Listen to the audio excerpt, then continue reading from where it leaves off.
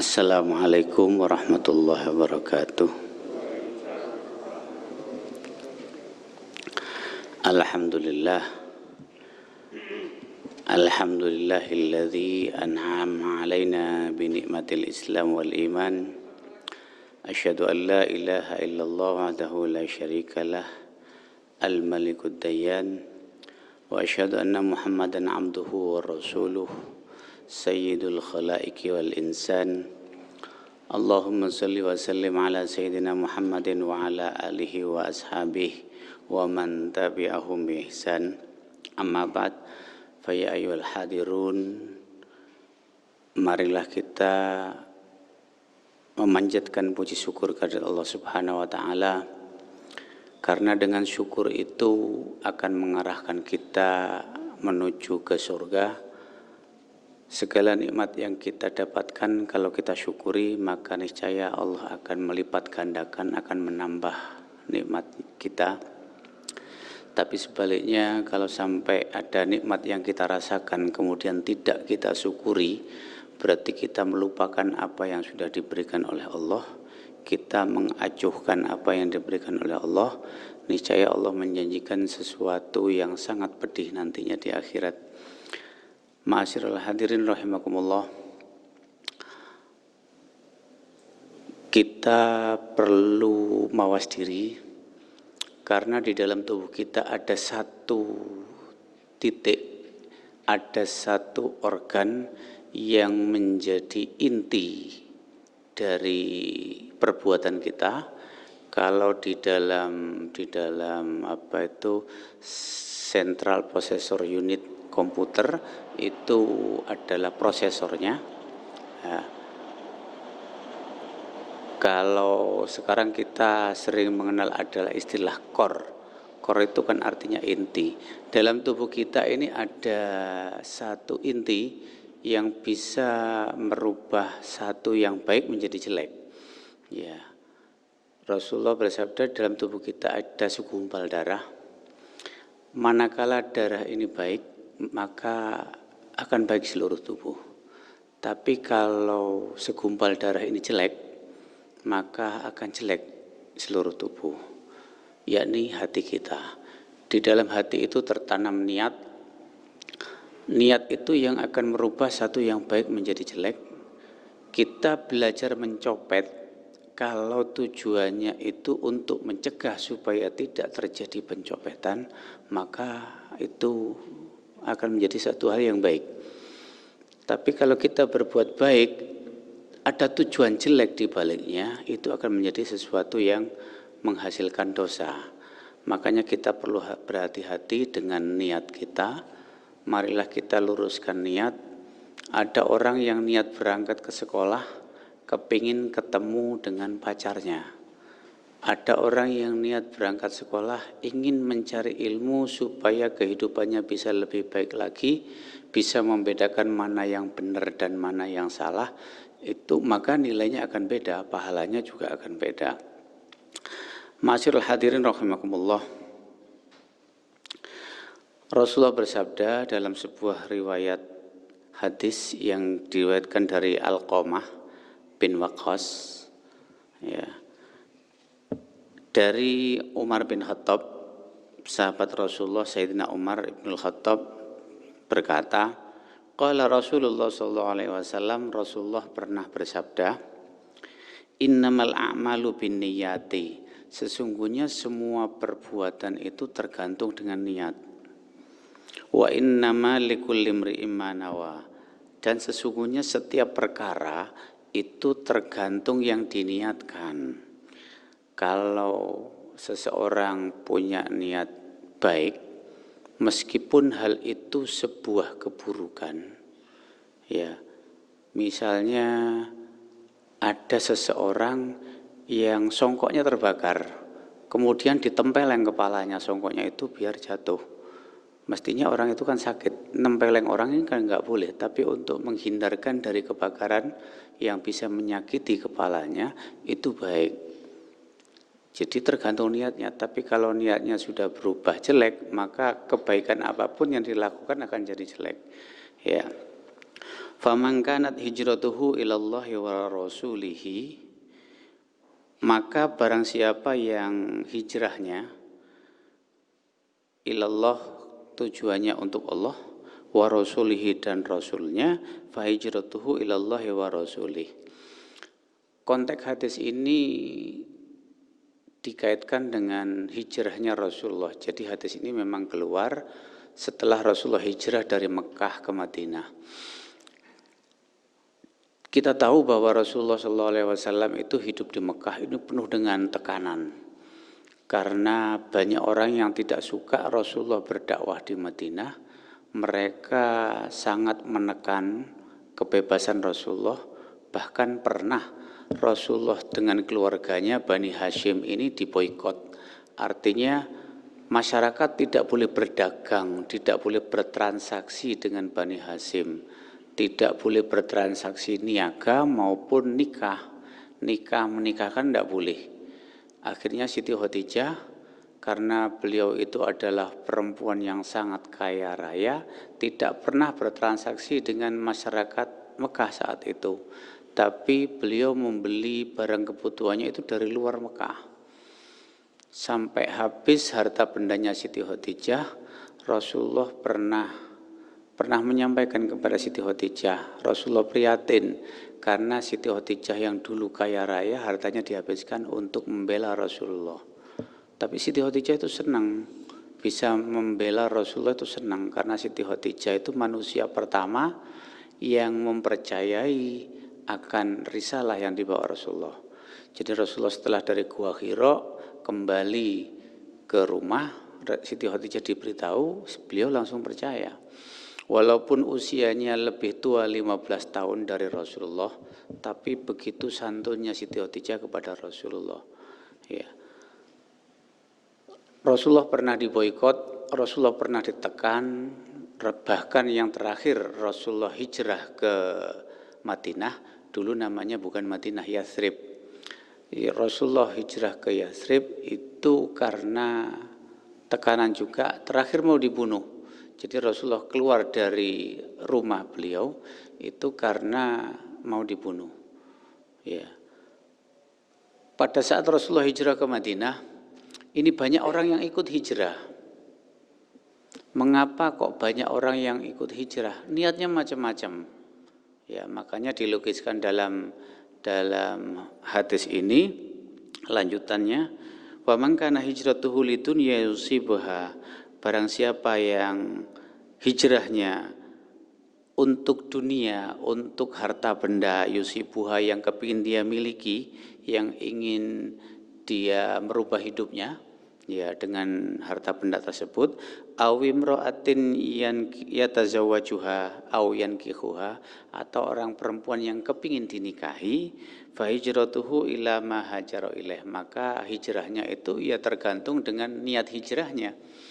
Ya, jadi saat itu ada orang yang hijrah karena di Mekah mereka tidak punya apa-apa. Mereka mendengar kabar bahwa barang siapa yang hijrah ke Madinah, maka di sana orang-orang Madinah itu akan memberikan harta bendanya kepada orang-orang Muslim yang berangkat dari Mekah. Ya, Rasulullah sebenarnya hijrahnya ke Madinah ini diawali ada dua kaum yang sudah bertahun-tahun tidak pernah rukun, bertengkar terus. Namanya suku Aus dan Khazraj. Suku Aus dan Khazraj ini tidak pernah berdamai. Begitu mereka mendengar bahwa Rasulullah membawa risalah kedamaian, maka mereka datang kepada Rasulullah. Kedua suku ini yang tidak pernah akur akhirnya berdamai. Begitu mereka berdamai, mereka mengajak Rasulullah untuk hijrah ke sana. Karena mereka tahu Rasulullah di Mekah ini banyak tekanan. Ya, akhirnya Rasulullah memerintahkan kepada para sahabat, ada kurang lebih 73 sahabat disuruh berangkat terlebih dahulu. Silakan berangkat dulu ke Madinah. Karena apa? Orang kafir itu perhatiannya kepada Rasulullah. Jadi kalau mereka berangkat terlebih dahulu, Rasulullah berharap mereka aman-aman saja di jalan. Ya, artinya mereka kan fokusnya itu kepada Rasulullah. Rasulullah masih tetap di situ. Kemudian setelah para sahabat itu tinggal di Madinah, termasuk di dalamnya itu paman Rasulullah Sayyidina Hamzah. Kemudian Rasulullah terakhir mau dibunuh, akhirnya Rasulullah melarikan diri keluar dari rumahnya. Mereka yang sudah mengepung Rasulullah, oleh Allah dibuat mereka itu enggak sadar bahwa Rasulullah keluar dari rumah beliau. Dan supaya mereka tidak segera menyusul Rasulullah, karena melihat ada sosok yang masih tidur, Rasulullah menyuruh Sayyidina Ali untuk menggantikan posisinya tidur saat itu. Jadi Sayyidina Ali menggantikan posisi Rasulullah tidur, tapi wajahnya tidak ditunjukkan. Sebenarnya itu sesuatu yang berbahaya. Saat itu usia Sayyidina Ali kurang lebih 19 tahun, masih muda. Berbahaya kalau mereka tiba-tiba menghunus pedang untuk membunuh siapa yang tidur di situ, kan Sayyidina Ali yang jadi korban. Tapi Sayyidina Ali itu siap. Ya. Rasulullah akhirnya pergi hijrah ke Madinah ditemani Sayyidina Abu Bakar, dan ada seorang penunjuk jalan. Jadi ada 3 orang yang berangkat ke Madinah. Biasanya mereka lewat selatan ke Madinah, itu Rasulullah tidak lewat selatan tapi lewat utara. Ya. Beliau singgah dulu di sebuah gua namanya Gua Tsur. Ya. Gua ini yang menyelamatkan Rasul dari kejaran orang-orang kafir. Rasulullah saat itu di dalam gua, tiba-tiba ada laba-laba yang membuat sarang. Jadi kalau ada orang melihat, mustahil ada orang masuk tanpa merusak jaring laba-laba ini. Allah menciptakan itu demikian. Makanya laba-laba itu termasuk salah satu hewan yang sebaiknya jangan kita bunuh. Karena laba-laba ini walaupun 1 ekor yang pernah menyelamatkan Rasulullah, tapi semua jenisnya itu akan memperoleh pahala yang dilakukan oleh 1 ekor ini. Karena Rasulullah dikejar oleh orang-orang kafir, saat itu mereka menjanjikan hadiah yang cukup besar bagi siapa saja yang mampu menangkap Rasulullah, hidup atau mati. Karena tergiur oleh iming-iming hadiah yang begitu besar, maka banyak orang yang menginginkan untuk membunuh Rasulullah. Walaupun semuanya yang mau membunuh Rasulullah ini, mereka gagal. Sampai pada gerombolan yang mau membunuh Rasulullah, yang saat itu berada dalam guanya ditutup pintunya, pintu gua ditutup oleh jaring laba-laba. Mereka mau masuk nggak jadi. Akhirnya pergi. Rasulullah diam di situ selama kurang lebih 3 hari, baru kemudian Rasulullah meninggalkan gua tersebut, melanjutkan perjalanannya ke Madinah. Di Madinah para sahabat sudah mereka cemas karena Rasulullah mestinya sudah nyampe, perjalanan selama 7 hari kok tidak nyampe. Mereka penasaran, jangan-jangan ada satu hal yang tidak diinginkan terjadi dalam perjalanan Rasulullah. Itu yang membuat mereka cemas. Ya. Tapi ternyata begitu Rasulullah nyampe di Madinah, semuanya senang, ya, semua menawarkan kepada Rasulullah untuk ditinggali. Jadi rumahnya itu siap didiami Rasulullah. Rasulullah tidak menjawab karena khawatir ini akan menyakiti hati para sahabat. Ya. Mereka yang berangkat dari Mekah itu namanya kaum muhajirin, orang-orang yang hijrah, dan mereka yang tinggal di Madinah itu namanya kaum Ansor, mereka yang menolong. Ya. Mereka berebut untuk ditempati rumahnya oleh Rasulullah karena khawatir menimbulkan kecemburuan. Rasulullah memberikan solusi terbaik. Jadi Rasulullah tidak memilih, saya akan tinggal di mana. Akhirnya Rasulullah turun dari onta beliau, ontanya dibiarkan berjalan. Onta Rasulullah ini dibiarkan berjalan, di mana onta itu berhenti, maka di situ akan kita bangun rumah Rasulullah. Begitu. Akhirnya dibiarkanlah unta itu berjalan sampai unta itu diam di satu tempat miliknya anak yatim. Disitulah unta itu kemudian duduk, unta itu berhenti. Ya, jadilah Masjid Nabawi sekarang itu cikal bakalnya adalah tanah milik anak yatim. Ma'asyiral hadirin rahimakumullah, karena begitu senangnya orang Ansor menyambut kedatangan orang Muhajirin, mereka yang kaya raya itu menyedekahkan sebagian hartanya untuk orang Muhajirin. Karena orang yang hijrah dari Mekah ke Madinah ini tidak membawa apa-apa, mereka memberikan hartanya. Ya. Kemudian mereka yang mempunyai istri lebih dari satu, ya, istrinya itu diceraikan, dinikahkan kepada kaum Muhajirin. Jadi persaudaraan satu agama, seagama itu kadang-kadang lebih kuat daripada persaudaraan karena darah. Saudara kandung, saudara seayah, saudara seibu, ya. Itu biasanya lebih kuat karena satu agama. Ukhuwah Islamiyah itu akan lebih besar dibanding ukhuwah basyariyah. Ma'asyiral hadirin rahimakumullah, karena orang-orang Ansor yang kaya banyak menyedekahkan hartanya, siapa saja kaum Muhajirin itu diberi harta, diberi modal untuk berdagang, diberi apa saja agar mereka bisa hidup sejahtera di Madinah. Kemudian mereka yang meninggalkan istrinya di Mekah dipersilakan untuk mengawini istrinya yang ada di Madinah. Jadi sahabat kaum Ansor yang punya istri lebih dari satu, istrinya diceraikan. Tapi karena menceraikan istri itu tidak bisa langsung dinikahi, jadi perempuan itu kalau mau menikah lagi harus menunggu masa iddah. Masa iddah itu adalah masa tenggang untuk menunggu apakah wanita ini hamil atau tidak. Kalau hamil berarti anaknya itu adalah anak suami terdahulu. Kalau hamil masa iddahnya berarti sampai wanita ini melahirkan bayinya, baru bisa menikah lagi dengan orang lain. Jadi iddah itu pada dasarnya melarang seseorang wanita yang ditinggal mati suaminya atau diceraikan itu untuk menikah lagi. Kalau iddahnya sudah habis boleh.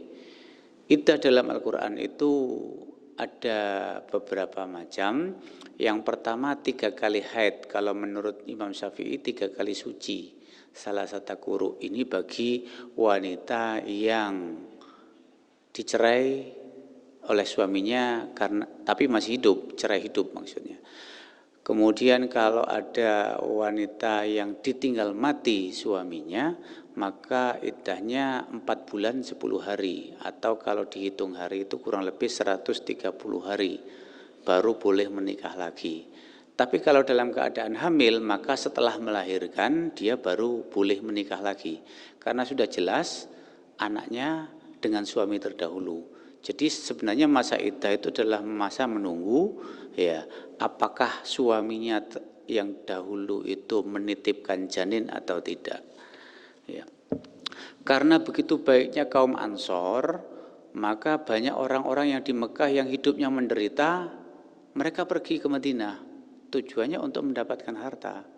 Mereka yang di Mekah tidak punya pasangan, ada kalanya mereka datang ke Madinah tujuannya untuk mencari istri.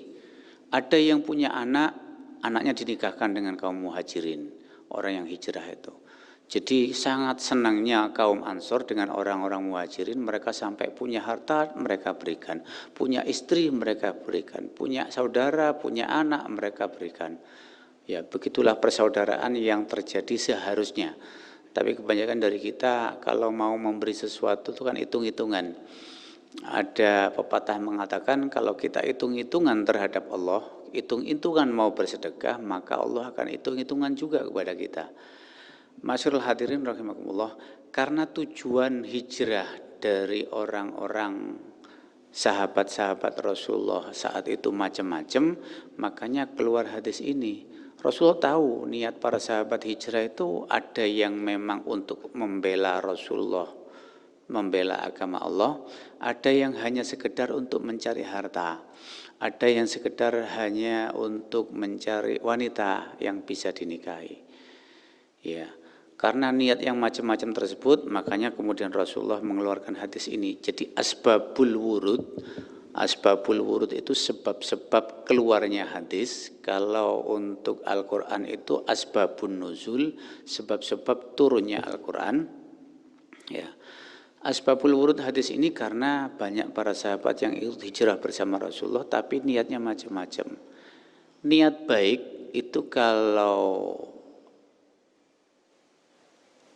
dipakai untuk melakukan hal-hal yang negatif itu bisa jadi baik. Tapi niat jahat walaupun tujuannya itu baik, hijrah itu kan sesuatu yang baik. Hijrah bersama Rasulullah sesuatu yang baik. Tapi kalau niatnya untuk mencari dunia semata, ya sudah. Kalau sabda Rasulullah ya berarti dia akan mendapatkan dunia itu saja. Dia akan mendapatkan harta itu saja. Kalau dia kepinginnya hijrah itu untuk mencari perempuan yang ingin dinikahi, ya sudah sekedar itu yang dimiliki. Artinya di akhirat nggak dapat pahala. Jadi hijrahnya itu hanya mendapatkan pahala di dunia saja. Ma'asyiral hadirin rahimakumullah. Niat itu sangat menentukan apakah perbuatan kita ini bernilai pahala atau tidak. Meskipun perbuatan jahat, tapi kalau niatnya baik itu bisa bernilai pahala. Walaupun niat jahat itu kadang-kadang namanya jahat kan berarti menyakiti orang. Menyakiti orang tidak baik, tapi kadang-kadang menyakiti orang tujuannya itu baik. Ya. Terus kemudian kita sebagai manusia, kita hanya bisa melihat kulit luarnya saja. Kita nggak bisa melihat hati orang. Jadi kalau melihat satu hal terjadi, kita jangan mudah memvonis, orang ini kok begini, orang ini kok begini. Di balik itu kadang-kadang niatnya baik. Ada perbuatan yang salah, tapi karena niatnya baik, sebenarnya itu baik. Bagaimanapun juga namanya kita manusia, kita kan nggak bisa melihat hati orang, kita hanya bisa melihat kulit luarnya saja. Oleh karena itu kalau ada sesuatu hal, apakah hal itu positif atau negatif, kita tidak boleh memastikan bahwa hal itu pasti akan begini karena orang itu begini, bukan. Niat hati orang itu macam-macam. Oleh karena itu, karena kita nggak tahu niatnya orang, kita nggak tahu hatinya orang, maka sebaiknya kita jangan memvonis, ya. Karena hati itu adalah masalah yang tidak bisa dilihat oleh mata, ya. Tidak semua orang bisa tahu isi hati orang, tapi ada orang yang bisa tahu isi hati orang. Seperti kita pernah mendengar riwayatnya Kiai Hamid Pasuruan, itu kalau ada tamu sudah tahu niatnya tamu datang itu untuk apa. Ada tamu membawa segepok uang, begitu banyak uang yang dia bawa, karena Kiai Hamid tahu niatnya itu untuk apa. Akhirnya Kiai Hamid, orangnya itu belum bicara sudah bilang, silakan uang itu dibawa pulang aja, bagikan kepada tetangganya. Karena Kiai Hamid tahu orang ini medit, kepada tetangganya kikir. Ya, kadang-kadang Kiai Hamid tahu bahwa akan ada orang yang datang membawa uang yang banyak. Akhirnya Kiai Hamid keluar dari rumahnya ke makam di belakang Masjid Pasuruan. Di situ beliau duduk seperti orang wiritan itu. Ada salah seorang kaum muslimin yang tanya, "Yai, kenapa jenengan kok di sini?" Yai bilang, "Saya ini sekarang dikejar-kejar harta. Ada orang ke rumah bawa uang banyak." Jadi belum ketemu orangnya beliau sudah tahu.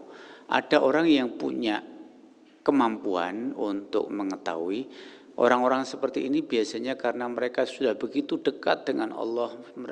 Orang-orang seperti itu sudah begitu dekat dengan malaikat, sehingga seperti di dunia ini nggak ada jarak. Nggak perlu pakai SMS, tidak perlu pakai telepon, nggak perlu pakai sinyal, mereka sudah nyambung kepada Allah. Ini yang luar biasa. Tidak semua orang bisa seperti ini. Cuman karena hal-hal seperti ini nggak bisa dibuktikan, maka banyak orang yang menolak. Hal ini dianggap tidak ilmiah. Ilmiah itu artinya kan bisa dibuktikan kebenarannya. Tapi hal-hal seperti ini nggak bisa dibuktikan kebenarannya, maka banyak yang menganggap hal ini tidak ilmiah. Kalau tidak ilmiah, ada sekelompok orang yang menolak sama sekali. Nggak ilmiah, nggak usah diikuti. Ilmiah nggak usah diterima kalau nggak ilmiah. Ma'asyiral hadirin rahimakumullah. Karena banyak hal yang sekarang ini kita hadapi, mari kita tata niat kita, semoga Allah meluruskan apa yang ada di hati kita. Makanya ada doa, Allahumma antal alimu biqulubina fa asliha. Ya Allah, Engkau Maha tahu apa yang ada di hati kami, maka luruskan. Kita berdoa semoga Allah meluruskan niat kita dalam segala hal. Semoga Allah senantiasa memberikan rahmat-Nya kepada kita. Semoga Allah senantiasa memberkahi kita dan keluarga kita, menjaga kita dan keluarga kita dari berbagai fitnah dan ujian. Semoga Allah menjauhkan kita dari penyakit. Kalau kita sakit, semoga Allah memberikan kesehatan. Kemudian kita berharap semoga Allah senantiasa memanjangkan umur kita. Semoga Allah menjauhkan kita dari fitnah. Semoga Allah menjadikan Jember, terutama umat Islam di Indonesia, ini umat Islam yang sejahtera, dijauhkan dari musibah, dijauhkan dari perpecahan. Semoga kita dijauhkan dari fitnah, konflik pada pilkada yang akan datang. Kita berharap semoga Allah memberikan rahmat-Nya sehingga kita bisa menjalani pilkada dengan damai dan menghasilkan yang terbaik bagi Jember. Semoga Allah melapangkan rezeki kita, semoga Allah memudahkan semua urusan kita, semoga Allah mengabulkan apa yang kita inginkan. Kurang lebihnya saya mohon maaf. Wallahul muwaffiq ila aqwamit thoriq. Wassalamualaikum warahmatullahi wabarakatuh.